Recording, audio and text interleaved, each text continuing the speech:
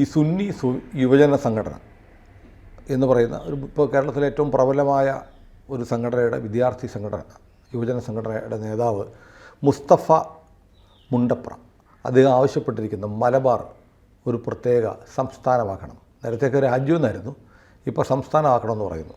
ഇത് പറയുന്നത് സൗത്ത് കേരളയെ പോലെ ഞങ്ങളും നികുതി കൊടുക്കുന്നുണ്ട്, ഞങ്ങൾക്ക് പക്ഷേ അവകാശങ്ങളൊന്നും കിട്ടുന്നില്ല, അതുകൊണ്ട് മലബാർ വേറെ സ്റ്റേറ്റ് ആക്കണമെന്നാണ് പറയുന്നത്. ഈ മലബാർ സ്റ്റേറ്റ് ആക്കി കഴിഞ്ഞാൽ അവകാശം കിട്ടുന്നത് എങ്ങനെയാണ്? എനിക്കത് മനസ്സിലായി. പ്രത്യേക മന്ത്രിസഭ, മുഖ്യമന്ത്രിയൊക്കെ വരും. അതെ, അപ്പോഴും നിങ്ങൾക്ക് കിട്ടാനുള്ളത് കിട്ടുന്നത് എങ്ങനെയാണ്? ഭരണം കിട്ടാനുള്ളത് തിരുവനന്തപുരത്തു നിന്നല്ലേ, തിരുവിതാംകൂറിൽ നിന്നല്ലേ? അല്ല, മലബാർ സ്റ്റേറ്റ് അല്ലേ, അപ്പോൾ മലബാറിന് മുഖ്യമന്ത്രിയൊക്കെ ഉണ്ടാവുമല്ലോ. ശരി, മലബാറിന് മുഖ്യമന്ത്രിയുണ്ട്, കാശ് എവിടെ? നിങ്ങൾക്കൊരു മുഖ്യമന്ത്രിയുണ്ട്, നിങ്ങൾക്ക് ആഭ്യന്തരമന്ത്രി, ധനമന്ത്രിയൊക്കെ ഉണ്ട്, കൊടിവെച്ച കാറുമൊക്കെ ഉണ്ട്. ദ്രവ്യം എവിടെ? ദ്രവ്യം ഇവിടെ തെക്കല്ലേ കിടക്കുന്നത്? അതാണല്ലോ നിങ്ങളുടെ പരാതി. കാശ് മുഴുവൻ തെക്കാണ്, എറണാകുളം മുതൽ അങ്ങോട്ടാണ്. കേരളത്തിൻ്റെ ബിസിനസ് ക്യാപിറ്റൽ എറണാകുളമാണ്. പൈസ ജനറേറ്റ് ചെയ്യുന്ന, ഏറ്റവും അധികം GST ജനറേറ്റ് ചെയ്യുന്നത്, വരുമാനം ജനറേറ്റ് ചെയ്യുന്നത് എറണാകുളമാണ്. അത് കഴിഞ്ഞേ ഉള്ളൂ ബാക്കിയുള്ളവർക്ക്. അപ്പോൾ സംഭവിക്കുന്നത് എന്താ? തിരുവിതാംകൂറിന് കുറച്ചുകൂടെ ആശ്വാസമാകും. ഒരു ബർഡൻ ഒഴിഞ്ഞു. നമ്മൾ അധ്വാനിച്ച് കാശുണ്ടാക്കിയിട്ട് അവർക്കും കൂടെ കൊടുക്കേണ്ട ഒരു ബാധ്യത ഇപ്പം നിലവിലിരിക്കുന്നു. നാളെ ഈ ബാധ്യത ഒഴിഞ്ഞു. അപ്പോൾ ഉള്ള വരുമാനം നമുക്ക് കുറച്ച് പേർക്കായിട്ട് ഡിസ്ട്രിബ്യൂട്ട് ചെയ്യാം, നമ്മൾ കുറേ കൂടെ സൗകര്യമായിട്ട് ജീവിക്കാം. തിരുവിതാംകൂറുകാർ പെട്ടെന്ന് ചാടിക്കയറി സമ്മതിക്കാൻ സാധ്യതയുള്ളൊരു പ്രപ്പോസലാണ്. മലബാറിന് കഞ്ഞി കുടിക്കാൻ ബുദ്ധിമുട്ട്. അവർ നികുതി കൊടുക്കുന്നുണ്ടെന്നാണ് പറയുന്നത്. അവർ നികുതി കൊടുക്കുന്നുണ്ട്, പക്ഷേ എത്ര പേര് കൊടുക്കുന്നു? ഇതൊക്കെ ഇല്ല, എത്ര കൊടുക്കുന്നു, എത്ര പേര് കൊടുക്കുന്നു, ടോട്ടൽ എമൗണ്ട് എത്രയാണ്? ഇതൊരു പ്രശ്നമല്ലേ? അപ്പോൾ മലബാറിൽ നോക്കിയോ, ബേസിക്കലി പാലക്കാട് ഒരു കാർഷിക ജില്ലയാണ്. പാലക്കാട് സാമാന്യം അഗ്രികൾച്ചറൽ പ്രൊഡ്യൂസുണ്ട്. ഇത് അവകാശപ്പെടാൻ മലപ്പുറത്തിനോ കോഴിക്കോടിനോ കണ്ണൂരിനോ കാസർഗോഡിനോ സാധ്യമല്ല. ഇവരെല്ലാവരും തന്നെ കാർഷിക ജില്ലകളാണ് താൻ. എന്നാൽ കൃഷി കാര്യമായ നിലയിലുണ്ടോ? അതുമില്ല. ഇങ്ങോട്ട് വന്നു കഴിഞ്ഞാൽ തൃശ്ശൂർ ഒരു ബിസിനസ് സെൻ്ററാണ്, which is connected to Coimbatore, Pollachi ഒക്കെ. പാലക്കാടിനും കണക്ഷൻസ് ഉണ്ട്. അതുകൊണ്ടാണ് പാലക്കാട് കുറേ കൂടെ പ്രോസ്പെറസ് എന്ന് ഞാൻ പറയാൻ കാര്യം. തൃശ്ശൂർ, പിന്നെ Ernakulam is the biggest industrial city in Kerala. Kottayam മലഞ്ചരക്കുകളുടെ വലിയൊരു കേന്ദ്രമാണ്, കോട്ടയം, ഇടുക്കി. അപ്പോൾ ഇവിടെ ജനറേറ്റ് ചെയ്യുന്ന അത്രയും പണം മലബാറിൽ ജനറേറ്റ് ചെയ്യുന്നില്ല. അപ്പോൾ ഞങ്ങൾ ഉള്ളത് വെച്ച് കഴിഞ്ഞോളാം എന്നൊക്കെ പറഞ്ഞിട്ട് മലബാർ പ്രത്യേക സംസ്ഥാനമാക്കി കഴിഞ്ഞാൽ നിങ്ങൾക്കൊരു മുസ്ലിം മുഖ്യമന്ത്രിയെ കിട്ടും. അതാണ്, മുസ്ലിം ആഭ്യന്തരമന്ത്രി, മുസ്ലിം ധനമന്ത്രിയെ കിട്ടും. എനിക്കതിൽ വിരോധമൊന്നുമില്ല, ആയിക്കോട്ടെ, അതിപ്പോൾ എന്താ. ബട്ട് നിങ്ങൾ പട്ടിണിയാവും. ഇൻഫാക്റ്റ് ഞാൻ പറയട്ടെ, എനിക്ക് ഈ സംസ്ഥാനങ്ങൾ വിഭജിക്കുന്നതിൽ ഒരു പരാതിയുമില്ലാത്ത ആളാണ്. ദീനദയാൽജി ഭാരതീയ ജനസംഘത്തിൻ്റെ പ്രസിഡൻ്റായിരുന്നല്ലോ ഒരു കാലത്ത്. അദ്ദേഹം എഴുതിയൊരു ലേഖനത്തിൽ അദ്ദേഹം പറയുന്നുണ്ട്, ഭാരതത്തിൽ ട്രഡീഷണലി 56 ജനപദങ്ങളുണ്ട്, ജനസമൂഹങ്ങൾ, ഏകദേശം ഒരുപോലെ കൂട്ടം കൂടി ജീവിക്കുന്ന ആൾക്കാർ. ഹിന്ദു മുസ്ലിം എന്നുള്ള ബേസിലല്ല, ഒരു ഏരിയ. അങ്ങനെയാണ് നമ്മുടെ തിരുവിതാംകൂർ, കൊച്ചി, മലബാർ.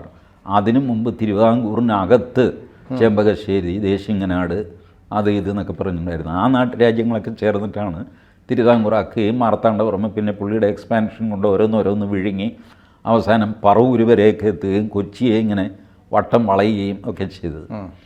അപ്പോൾ ഇനി 56 ജനപദങ്ങൾ ഭാരതത്തിലുണ്ട്. അതായത് 56 സംസ്ഥാനങ്ങളാവാം ഭാരതത്തിൽ. ഇപ്പോൾ UP ഇടുന്നു, UP യുടെ വലിപ്പം നോക്കും, പാകിസ്ഥാനൊക്കെ 26 കോടി ജനസംഖ്യയാണ്. How can you manage? ഒറ്റ മുഖ്യമന്ത്രിയും ഒരു ആഭ്യന്തരമന്ത്രിയൊക്കെ വെച്ചിട്ട് ഇത്രയും വാസ്റ്റായിട്ടുള്ള സ്ഥലം ഇതെങ്ങനെ കൺട്രോൾ ചെയ്യും? So tomorrow you have to shorten it, ചെറുതാക്കേണ്ടി വരും. അങ്ങനെയാണ് ഉത്തരാഖണ്ഡ് ഉണ്ടായത്, അങ്ങനെയാണ് ജാർഖണ്ഡ് ഉണ്ടായത്, അങ്ങനെയാണ് ഛത്തീസ്ഗഡ് ഉണ്ടായത്. വടക്ക് കിഴക്കൻ സംസ്ഥാനങ്ങൾ നോക്കുക, എത്ര ചെറുതാണ്. നാഗാലാൻഡ്, മേഘാലയ, ത്രിപുര, മണിപ്പൂർ, മിസോറം, ഇതൊക്കെ വളരെ ചെറിയ സ്ഥലങ്ങളാണ്. ചിലതിനൊക്കെ നമ്മുടെ 2 ജില്ല ചേർന്നുള്ള വലിപ്പമേ ഉള്ളൂ. 4 കാല് വയ്ക്കുന്ന അപ്പോഴത്തേക്ക് സംസ്ഥാനം കഴിയും. അങ്ങനെ സംസ്ഥാനം കൊടുത്തിട്ടുണ്ട്. അപ്പോൾ അതുകൊണ്ട് സംസ്ഥാനം വിഭജിക്കുന്നതിന് ഞാൻ താത്വികമായിട്ട് എതിർക്കുന്നില്ല. പക്ഷേ ഈ ചോദ്യത്തിന് മുമ്പിൽ ഞങ്ങൾക്ക് വേറെ സംസ്ഥാനം വേണമെന്ന് പറയുന്നതിന് മുമ്പിൽ പുറകിൽ ഒരു മുസ്ലിം താല്പര്യമാണുള്ളത്. അതെ, അത് അംഗീകരിക്കാൻ പ്രയാസമാണ്. അങ്ങനെ ചോദിക്കരുത്. ഈ എല്ലാ സ്ഥലത്തും ഉണ്ടല്ലോ മുസ്ലിങ്ങൾ എന്തോ we are a class apart, അതുകൊണ്ട് ഞങ്ങൾക്ക് അത് വേണം ഇത് വേണം.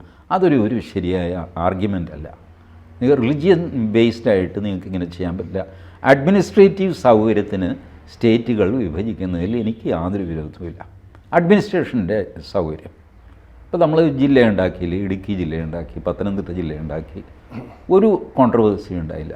മലപ്പുറം ജില്ലയുടെ കാര്യത്തിൽ കോൺട്രവേഴ്സി ഉണ്ടായി. കാര്യം എന്താ? അതിൻ്റെ അടിസ്ഥാനം ഒരു റിലീജിയസ് ഡിമാൻഡായിരുന്നു. മുസ്ലിങ്ങൾക്കൊരു ജില്ല വേണം.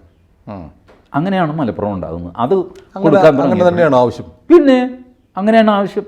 ആ ആവശ്യം നിറവേറ്റി കൊടുക്കാമെന്ന് വാഗ്ദാനം ചെയ്തിട്ടാണ് മുസ്ലിം ലീഗിനെ EMS കൂടെ എടുക്കുന്നത്.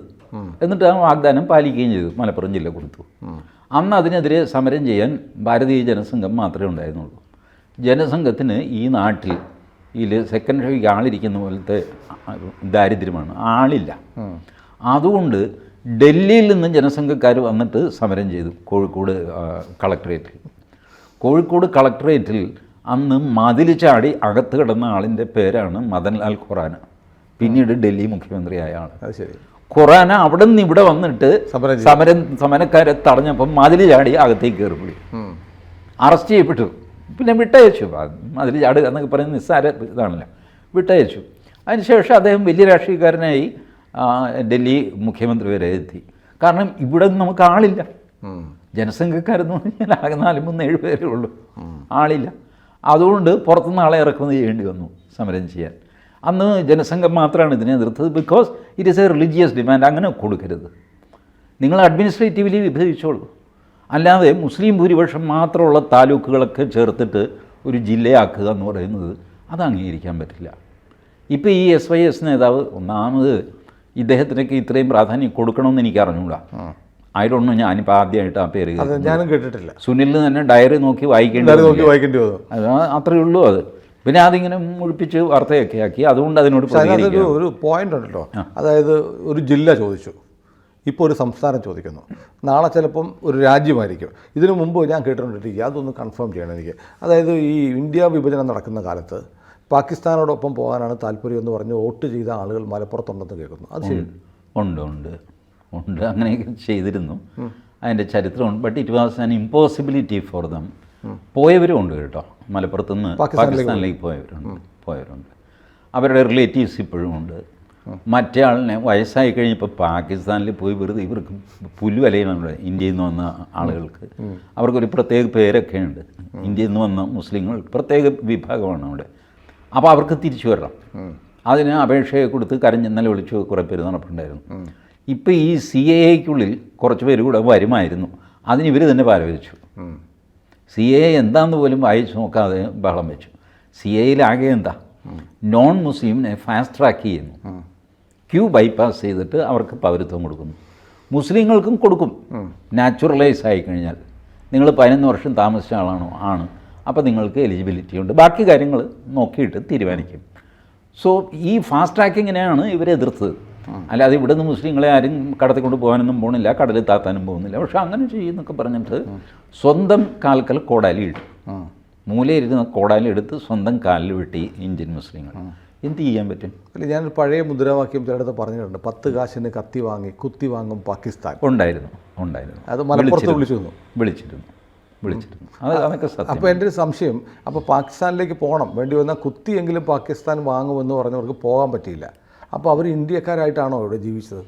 അവരുടെ ലോയൽറ്റി എന്നും പാകിസ്ഥാനും ഈ എക്സ്ട്രാ ടെറിട്ടോറിയൽ ലോയൽറ്റി അത് മുസ്ലിമിൻ്റെ ഒരു കുറ്റമല്ല, പക്ഷെ അതൊരു കുറവാണ്. അവരുടെ ഐഡിയ ഉണ്ടല്ലോ, ഈ ലോകം മൊത്തം ഇസ്ലാമികവൽക്കരിക്കുക, അതിൻ്റെ ടോപ്പിൽ തുർക്കിയിലെ ഖലീഫ, ഇതാണ് അവരുടെ ഡിസൈൻ. അപ്പോൾ ആ ഡിസൈൻ ഒരു സ്വപ്നം പോലെ അവർ കൊണ്ടു നടക്കുന്നു. അത് ചെയ്യുന്നത് ബേസിക്കലി ചിന്തയുടെ തലത്തിലാണെങ്കിലും ഒരു രാജ്യത്തിൻ്റെ അഖണ്ഡതയ്ക്ക് വിരുദ്ധമായൊരു ചിന്തയാണത്. പക്ഷേ അവർക്ക് മതത്തിൽ ഇതുള്ളതുകൊണ്ട് അങ്ങനെ അത് കൊണ്ടു നടക്കേണ്ടി വരുന്നു. ഇടയ്ക്കൊക്കെ അത് തലപൊക്കുമ്പോൾ അത് വിഘടനവാദം എന്ന് വിളിക്കപ്പെടുന്നു, അറസ്റ്റ് ചെയ്യപ്പെടുന്നു, നിരോധിക്കപ്പെടുന്നു. ഇങ്ങനെ ഒരു വല്ലാത്ത പ്രതിസന്ധിയിലാണ്. പ്രതിസന്ധിയാണല്ലേ? അവരുടെ പ്രതിസന്ധിയാണത്. അവരുടെ നേതാക്കളുണ്ടാക്കിയത്. ഈ നേതാക്കൾക്കപ്പുറം വളരാൻ മുസ്ലിങ്ങൾക്കാവുന്നുമില്ല.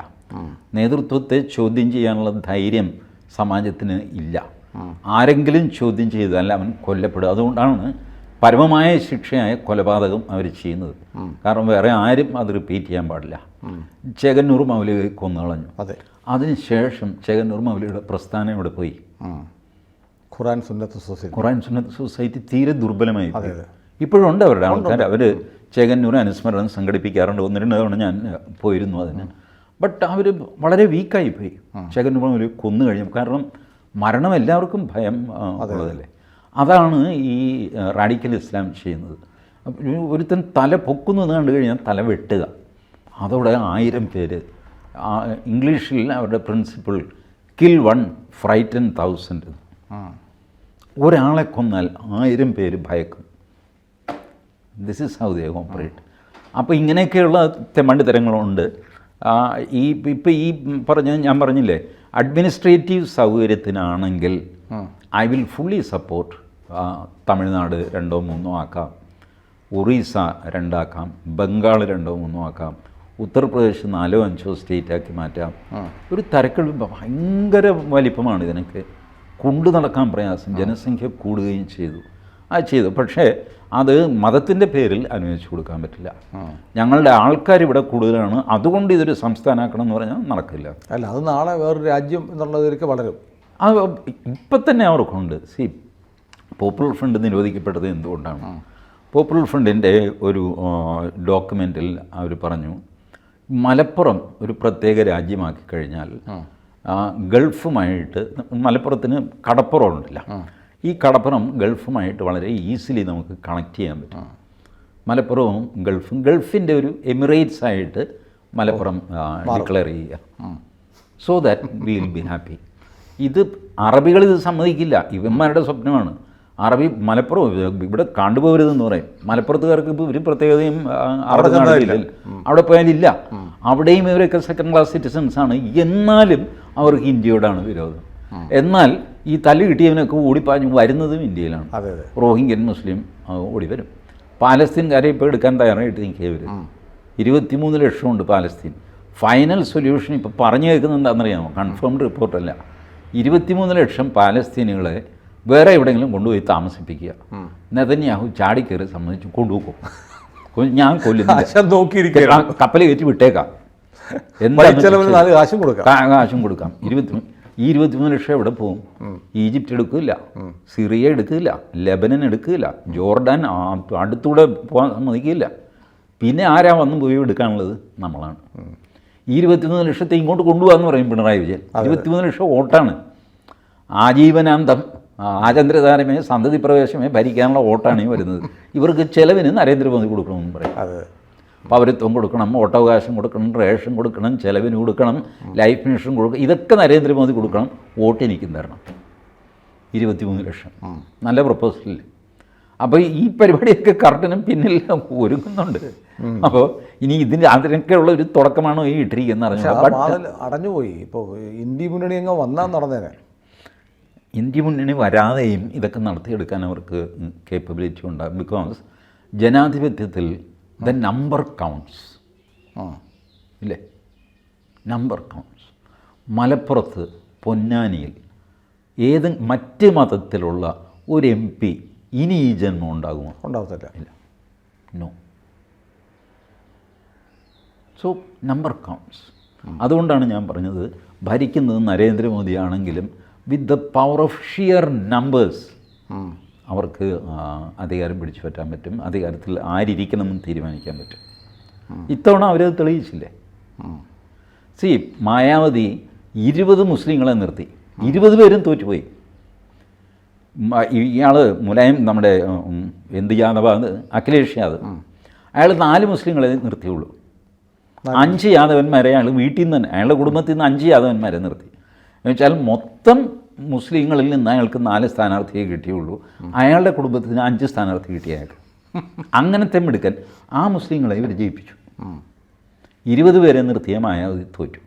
മായാവതി ക്ലീനായിട്ട് പറഞ്ഞു, ഇന്നും ഇന്ത്യൻ പൊളിറ്റിക്സിൽ ആ കെട്ടിടത്തെ ബാബറി മസ്ജിദ് എന്ന് വിളിക്കുന്നത് ഞാനാണ്. മുസ്ലിങ്ങളല്ലാതെ പിന്നെ ഞാനാണ് ബാബറി മസ്ജിദ് എന്ന് വിളിക്കുന്നത്.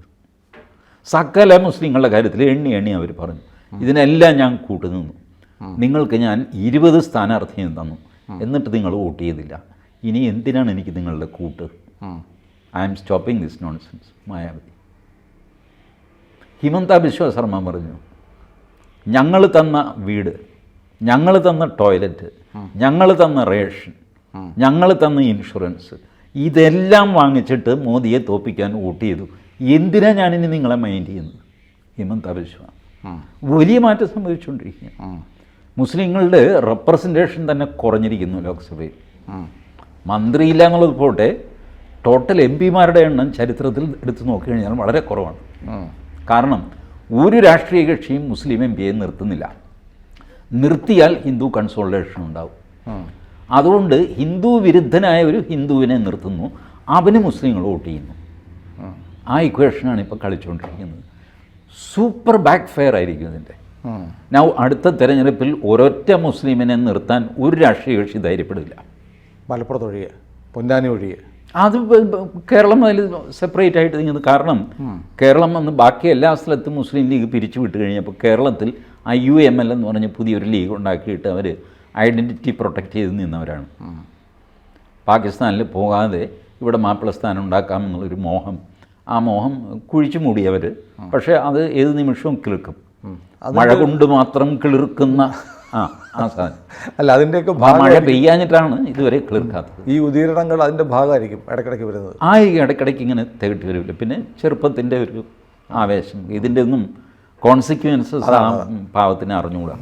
അതുകൊണ്ട് ഒരു പ്രസംഗത്തിലെ ആവേശം കയറുമ്പോൾ അങ്ങനെ അല്ല, ഇത് മനസ്സിലാക്കേണ്ടത് ഈ മുസ്തഫ എന്താണ് മുണ്ടപ്ര ഇങ്ങനെ വലിയ ആളായിട്ടൊന്നും അല്ല നമ്മൾ ചർച്ച ചെയ്തത്.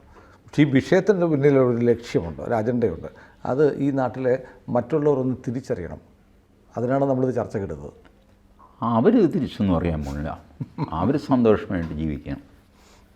എനിക്കതിൽ പ്രതീക്ഷയൊന്നുമില്ല, ഉള്ള കാര്യം ഞാൻ പറയാം. അങ്ങനെ പറയല്ലേ. അല്ലേ, ഇത് കണ്ടാലും കൊണ്ടാലും അനുഭവിച്ചിട്ട് മനസ്സിലായില്ലെങ്കിൽ എന്ത് ചെയ്യും? സ്വാമി വിവേകാനന്ദനും പറഞ്ഞിട്ടുണ്ട്, ആദ്യത്തെ അടി നീ കൊണ്ടു, എനിക്ക് മനസ്സിലായി. രണ്ടാമത്തെ അടി കൊണ്ടു കഴിഞ്ഞാൽ അത് നിനക്ക് കിട്ടേണ്ടതാണ്. ഉറപ്പായിട്ടും. കാരണം രണ്ടാമത്തെ അടി തടുക്കാൻ നീ കൈവൊക്കിയില്ല, തിരിച്ചടിച്ചില്ല, ഒരു ചുക്കും ചെയ്തില്ല. എന്നെ അവൻ പിന്നെയും തല്ലി ചേട്ടാന്ന് വരികയാണ്, നിനക്ക് 2 ഞാനും തരും. ഇത് 2, 3, 4, 5 ഒക്കെ കഴിഞ്ഞ് പടപടാന്ന് പറഞ്ഞാൽ അടി കിട്ടുകയാണ്. എന്നിട്ട് പഠിക്കുന്നത് പിന്നെ കൈ കെട്ടി നിൽക്കുക അല്ലേ, എന്നെ വീണ്ടും തല്ലിക്കുമെന്ന് പറഞ്ഞുകൊണ്ട്. അതോടെ ഞാൻ പറഞ്ഞത്, എനിക്ക് പലപ്പോഴും പ്രതീക്ഷ നശിക്കുന്നു. പ്രതീക്ഷ നശിപ്പിക്കരുത്. അനുഭവങ്ങൾ ഈ പൊള്ളിക്കുന്ന അനുഭവങ്ങളുണ്ടല്ലോ, അത് പ്രയാസമാണ്. എനിവേ അത് പോട്ടെ, മാറും രീതി, ഇതൊക്കെ മാറും. ഞാൻ ഈ മാറാൻ എതിരായിട്ട് ഞാൻ പറഞ്ഞതല്ല. ഈ സത്യാവസ്ഥ മനസ്സിലാക്കി പെരുമാറാൻ ഒരു ജനത പഠിച്ചില്ലെങ്കിൽ you will be wiped out. ഞാൻ പറയട്ടെ, ഇപ്പോൾ അമേരിക്കയിലെ ഇൻക മായ സംസ്കാരങ്ങൾ എവിടെ പോയി? നോ, കനൽ ഒരു തരി പോലുമില്ലാതെ പോയി. മെസപ്പൊട്ടേമിയൻ സംസ്കാരം എവിടെ പോയി? നശിച്ചുപോയി. ഗ്രീക്ക് സംസ്കാരം, ഗ്രീസ് ഇപ്പോഴും ഉണ്ട് പേരിന്, ഒരു യൂറോപ്യൻ രാജ്യമല്ല. ഗ്രീക്ക് സംസ്കാരം പോയി. 1000 ആണ്ടുകൾ എവറിത്തിങ് 1000 ആണ്ടുകൾ കഴിഞ്ഞിട്ട് എത്രയോ ആളുകൾ ശ്രമിച്ചു. ഞാൻ പറയാം, 1000 ആണ്ടുകൾ എത്രയോ ആളുകൾ ശ്രമിച്ചു, ഇപ്പോഴും ബാക്കി കിടക്കുന്നു. ബാക്കിയാണ് കിടക്കുന്നത്. അഫ്ഗാനിസ്ഥാൻ പോയി, പാകിസ്ഥാൻ പോയി, ശ്രീലങ്ക പോയി, ബർമ്മ പോയി, ബംഗ്ലാദേശ് പോയി. ബാക്കി വന്ന സ്ഥാനത്തെ നമ്മൾ ഭാരതം എന്ന് പറയുന്നു. നമുക്ക് ഒരുപാട് നഷ്ടപ്പെട്ടു, ഇല്ല എന്നൊന്നും പറയരുത്. യാഥാർത്ഥ്യമാണ്, അത് കണ്ടില്ല എന്ന് നടിക്കരുത്. എല്ലാവരും പറയും ഇത്രയൊക്കെ കഴിഞ്ഞിട്ടും ഇപ്പോഴും 80% ഹിന്ദുക്കൾ, 85% ഹിന്ദുക്കൾ ആണ്. കാരണം നിങ്ങൾ മുസ്ലിങ്ങൾ കൂടുതലായി വന്നപ്പോൾ ആ സ്ഥലങ്ങൾ അങ്ങ് വിട്ടുകൊടുത്ത് ബാക്കിയുള്ള സ്ഥലത്ത് ഒതുങ്ങി ചെറുതായി, നിങ്ങൾ ചെറുതായി. എന്നിട്ട് അതിനകത്ത് നമ്മൾ 85% ഉണ്ടോ ഇപ്പോൾ? ഇല്ല എന്ന് ഞാൻ പറയുന്നു ആധികാരികമായിട്ട്. 2011 സെൻസസ് അനുസരിച്ച് പോലും നിങ്ങൾ 85% ഇല്ല. നിങ്ങളിപ്പോൾ കുറഞ്ഞ് ഒരു 74-75% കാണും ഇന്ത്യയിൽ. സെൻസ് നടന്നിട്ടില്ല 2011 ശേഷം. അതെന്തുകൊണ്ടെന്ന് എനിക്കറിയില്ല, നടന്നിട്ടില്ല. So I am apprehensive. You will lose your majority very fast. ഈ യാഥാർത്ഥ്യം പറയുമ്പോൾ ഈ ശുഭപ്രതീക്ഷ വേണം. ശുഭപ്രതീക്ഷ കൊണ്ട് തെങ്ങ് കയറാൻ പറ്റില്ല. തെങ്ങ് കയറാൻ അധ്വാനിക്കണം, തളപ്പിട്ട് കയറാൻ പഠിക്കണം, നെഞ്ചൊരഞ്ഞ് പഠിക്കണം. അല്ല, അത് ആത്മവിശ്വാസമുണ്ട്. ആത്മവിശ്വാസം കൊണ്ട് തെങ്ങിൽ കയറാൻ പറ്റുമോ? പറ്റില്ല. ഹാർഡ് വർക്ക് വേണം. There is no substitute for hard work. പതിവ് പോലെ TG പിന്നെ എന്നെ പേടിപ്പിക്കുക. ഈ പേടിക്കേണ്ട സാധനത്തെ പേടിപ്പിക്കണ്ടേ? അല്ല, അത് കുഴപ്പമൊന്നുമില്ല. മൂർഖം പാമ്പ് മുറിയിലിരിക്കുന്നു, സാരമില്ല, അത് ചേരയല്ലേ എന്ന്. അവസാനം ഇത് കടിച്ചു കഴിയുമ്പോൾ ചേട്ടൻ എന്നെ പറ്റിച്ചു എന്ന് തോന്നുന്നു. അതിന് മുമ്പ് ഞാൻ പറയുന്നു, ഈ മൂർഖം പാമ്പ് മുറിയിലിരിക്കുന്നു, ഇത് കടിക്കും, കൊല്ലണം. Kill that, finish it off. കൂടുതൽ വാർത്തകളും വിശേഷങ്ങളും നിങ്ങളിലേക്ക് എത്താൻ ABC മലയാളം സബ്സ്ക്രൈബ് ചെയ്യുക, ബെൽ ബട്ടണും അമർത്തുക.